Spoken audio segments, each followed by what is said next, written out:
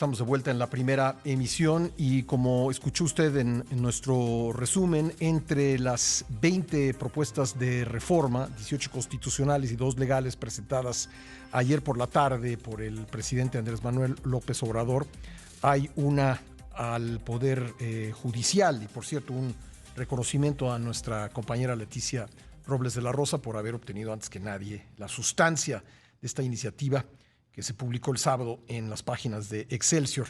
Pero bueno, entre otros puntos, esta reforma al Poder Judicial contempla reducir el número de ministros de la Suprema Corte de Justicia de la Nación, quitarles pensiones, modificar sus sueldos y elegirlos por voto popular, así como otras medidas que se busca se apliquen a partir del 1 de septiembre de 2025. Vamos a hablar sobre el contenido de esta propuesta con el doctor Juan Jesús Garza, investigador del Instituto de Investigaciones Jurídicas de la UNAM. Tito, ¿cómo estás? Me da gusto saludarte. Buenos días. Queridísimo Pascal, buenos días, buen martes. Te saludo a ti y a todo tu auditorio. Bueno, pues ¿por dónde comenzamos el análisis de esta iniciativa presidencial que como sería de modificación a la Constitución requiere de 2/3 partes, mayoría calificada?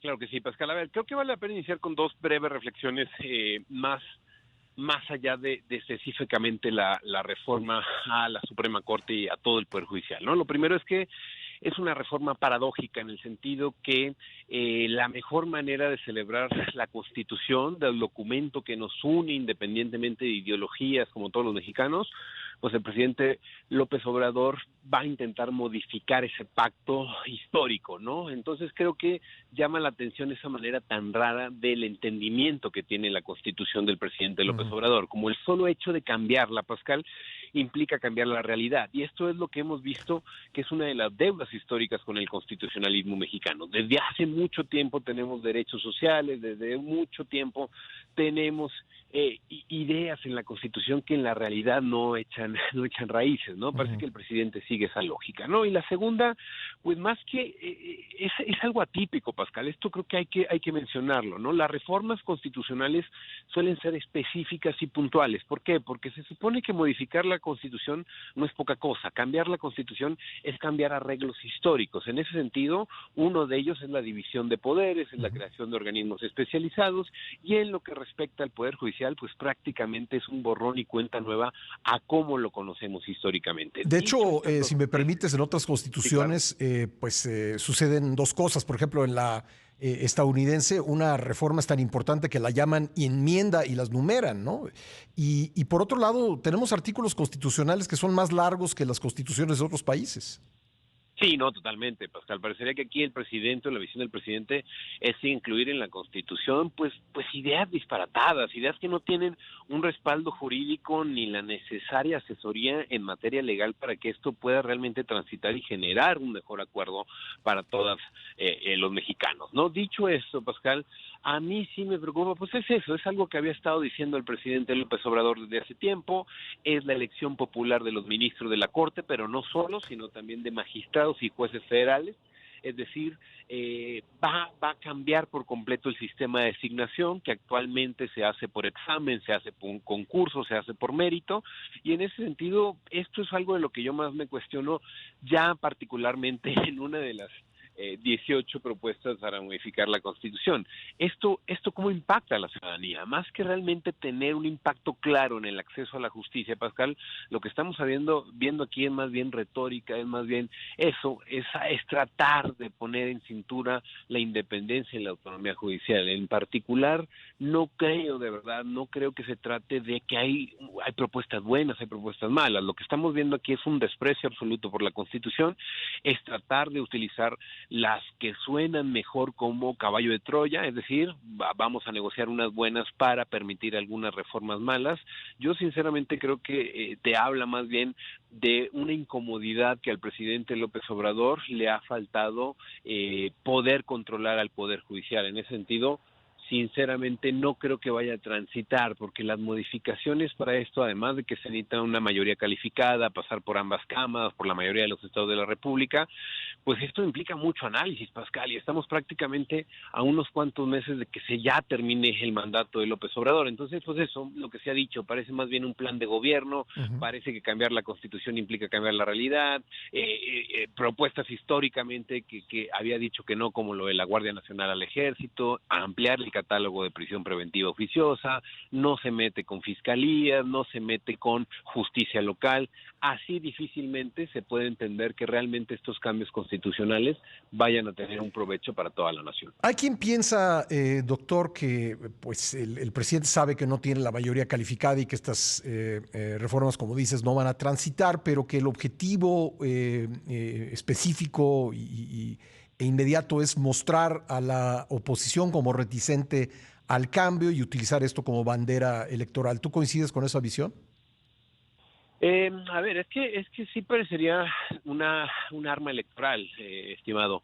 ¿Por qué? Porque sí, si la oposición se va a poner a negar todo y va a decir no a todo, pues claramente el discurso es: la oposición no quiere que obtengas tu pensión completa, no quiere que los ministros sean más cercanos al pueblo, la oposición no quiere combatir el fracking, no quiere, etcétera, etcétera, etcétera. Y lo que estamos viendo aquí es que pues prácticamente es un dardo envenenado entender esto en términos de blanco y negro, de nueva cuenta. A mí me parece que no hay motivo alguno para a estos momentos del sexenio, Pascal. También que yo recuerde, resulta un tanto atípico que en los últimos meses del sexenio se busque cambiar de raíz propiamente el texto constitucional. Te habla de que una persona que no tiene una visión de la Constitución y del Estado sensata para los tiempos que corren. Entonces sí me parece que la oposición va a tener una tarea difícil de hacer mucha pedagogía, mucha divulgación de cómo es imposible. Muchas de estas, es más, Pascal, ayer que estuvimos leyendo, hay cosas que se contradicen. A ver, doctor, me gustaría pedirte tu opinión sobre las cosas específicas que tiene este paquete. Estamos conversando con el doctor Juan Jesús Garza, investigador del Instituto de Investigaciones Jurídicas de la UNAM, sobre el paquete de iniciativas de reforma presentadas ayer por el presidente López Obrador. Tito, me decías que comenzaste a revisar estas iniciativas. ¿Qué cosas te llamaron la atención? Claro, Pascal, a ver, creo que de verdad me parece un mal documento respecto a la técnica legislativa. Hay precisiones que no alcanzan todavía a comprenderse porque será necesario desarrollar una legislación secundaria que no sabemos si existe o no, ¿no? O creo que desde aquí ya muchas veces el oficialismo está pensando que esto pues no va a transitar, ¿no? Existen contradicciones también en lo relativo, sobre todo el artículo 27 para el tema de la soberanía, para el tema de los organismos autónomos. De nueva cuenta, a estas contradicciones, pues bueno, ¿cómo vas a tener un ejercicio popular para que todas las personas en México voten por quiénes son sus jueces, magistrados y ministros, no solamente 11 personas, que ahora serán 9 según la propuesta, ¿no? Sino, pues eso implica más dinero para los organismos electorales, para el INE, ¿no? Y parecería que también insiste el presidente López Obrador en deshabilitar al INE por completo en lo que no llama una reforma electoral, pero es propiamente una reforma electoral. Entonces, no es compatible todo este grupo de reformas. Por eso, Pascal, llamaba la atención sobre que no es normal, ¿no? La Constitución se reforma en materia política, electoral, energética, educativa, y lo que estamos viendo aquí, pues ni siquiera me atrevería a decir que es una reforma del Estado, es una reforma, como se suele decir popularmente, de chile, dulce y manteca, porque lo que estamos viendo aquí, pues son un montón de cosas inconexas, un montón de ideas que vienen de la cabeza del presidente López Obrador, que no necesariamente encuentran asidero en una lógica y en una metodología ordenada o que realmente tenga futuro para poder transitar y dejar una constitución de corte social y como él dice, ¿no? En ese sentido, Pascal, ¿de qué sirve tener más delitos de prisión preventiva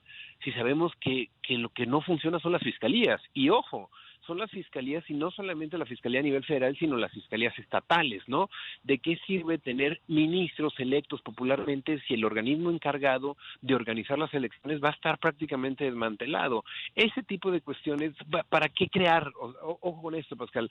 El presidente pide creación de un órgano que vigile a los jueces, ¿no? Un tribunal de justicia, algo así le llama. Bueno, de disciplina, creo que es el nombre. Exacto, disciplina judicial, algo por el estilo. Esto implica recursos, Pascal. esto Sí. implica dinero, esto implica una curva de aprendizaje, no son las cosas como propone el presidente López Obrador de pensar que el solo hecho de dejar su sello en la Constitución Ujú. se va a conseguir resultados de la noche a la mañana. Todavía estamos acabando después de muchísimos años de afinar el nuevo sistema penal acusatorio, ¿no? Sí, totalmente, Pascal. Hay cosas que funcionan. De verdad, los organismos autónomos creo que no se les puede poner a todos en la misma bolsa. No se Sí. puede desaparecer al mismo tiempo la COFESE que el Instituto Nacional para la Evaluación Educativa o la Comisión Reguladora de Energía. Este tipo de cosas son las que te habla, pues eso, de un desprecio absoluto a la metodología, a la Ujú. conciencia que tiene que existir en cualquier ordenamiento legal para poder hacer reformas que realmente echen raíces. Lo que estamos viendo me parece pues eso, de algo que creo que ellos mismos saben que no va a transitar, de algo que ellos mismos utilizarán como estrategia electoral y que sin embargo, Pascal, habrá que estudiar y habrá que analizar porque pues eso, no sabemos, que quizá se negocian con algunos partidos, que quizá logran algunos avances y demás, pero sinceramente de entrada a mí me parece muy riesgoso estas 20 propuestas en temas totalmente diversos y sin ningún tipo de conexión al respecto. Por último, se ha centrado mucho la discusión de la reforma al Poder Judicial en que van a salir los ministros, actuales ministros de la Corte, pero en realidad, o más que eso, lo que está pidiendo esta iniciativa es que salgan todos los jueces, magistrados y ministros, es decir, todo el aparato de impartición de justicia. ¿Qué puede significar eso? No, puede significar una parálisis absoluta del sistema de justicia, ¿no? Yo no defiendo un sistema de justicia perfecto, yo sé que hay fallas, ya hemos hecho diagnósticos, etcétera, etcétera, pero esto no es una solución, ¿no? Y no solamente eso, también habla de magistrados electorales, ¿no? O Sí. sea, también como si las elecciones no se detuvieran a partir del próximo año, ¿no? En absoluto. Pasa la elección del 24 y ya se tiene que estar preparando la intermedia del 27. En ese sentido, de nueva cuenta, Pascal, es una visión muy miope, es una visión que intenta focalizar la justicia solamente en la cadena última de lo que implica estos procesos jurisdiccionales. Si queremos hablar de justicia, tendríamos que hablar de escuelas de derecho, de abogados, ministerios públicos, fiscalías, cárceles, policías, etcétera, etcétera, etcétera. Pero eso no se toca, son parches simple y sencillamente. Si todos se van a su casa, si empiezan necesariamente a tener que hacer campaña, ¿con qué recursos? ¿Cuáles van a ser los límites? ¿Cuáles van a Ujú. ser los tiempos?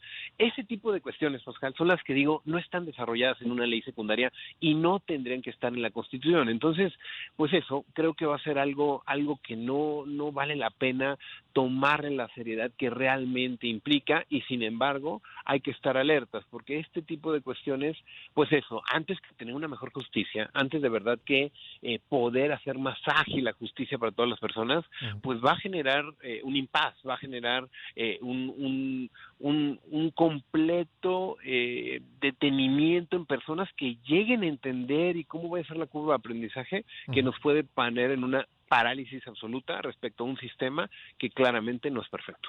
Pues ahí está. Doctor, te agradezco mucho el tiempo. Muy amable. No, gracias a ti por la invitación, Pascal. Un saludo y que tengan buen martes. Igualmente, el doctor Juan Jesús Garza, investigador del Instituto de Investigaciones Jurídicas de la UNAM.